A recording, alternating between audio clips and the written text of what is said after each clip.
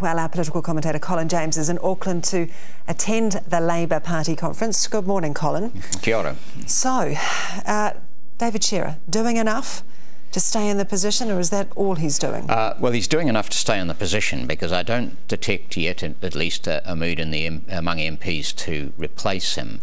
The issue is that the most logical replacement, David Cunliffe, there are people on both sides of David Cunliffe, those who feel strongly for him and those who feel strongly against him.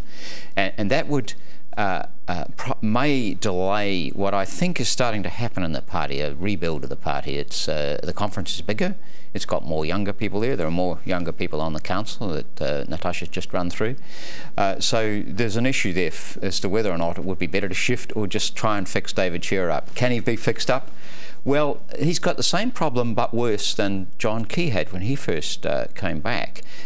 Offshore for quite a long time, doesn't really know New Zealand politics and Labour, has had to get himself up to speed. But what he doesn't have that John Key's got is that easy style, that way of presenting himself. And then there are mixed views about whether that can be fixed. Yeah, well, can it be fixed? That's the issue, isn't it? Because is it a confidence issue? What is it, do you think? I'm not an expert.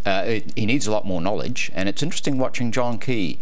This fourth year, he's made some mistakes this year, and we'll go back to that, but he's got much more competent around a lot of detail of portfolios, and he can speak more confidently. He's very fluent before. Now, David Shearer is a long way from that yet, but I'm not an expert on how you fix people up. But you watch the way in which Helen Clark changed in 1996, and then over the following 3 years, a lot could be done to bring out the real David Shearer. Now, is the real David Shearer enough? That's a different question.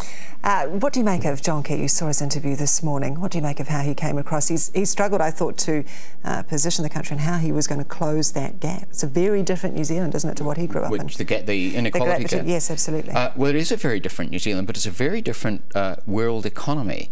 A couple of things about it. One, he can't fix slow economic growth in US, Europe, China, Japan. He can't do anything about that, and he also can't do something about something deeper, and that is the changing nature of work.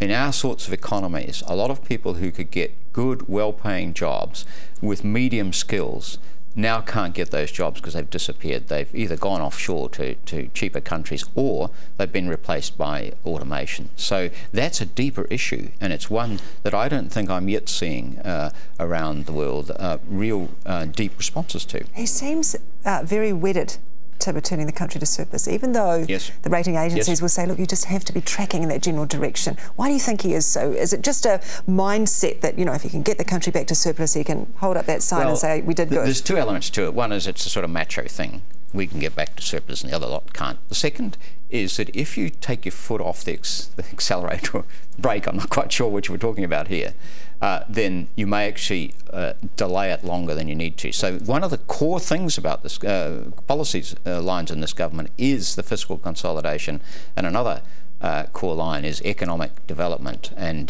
those are the two core drivers in this government. So, which is why he's so firm about, if he can, getting back to surplus. I think they might find it rather difficult.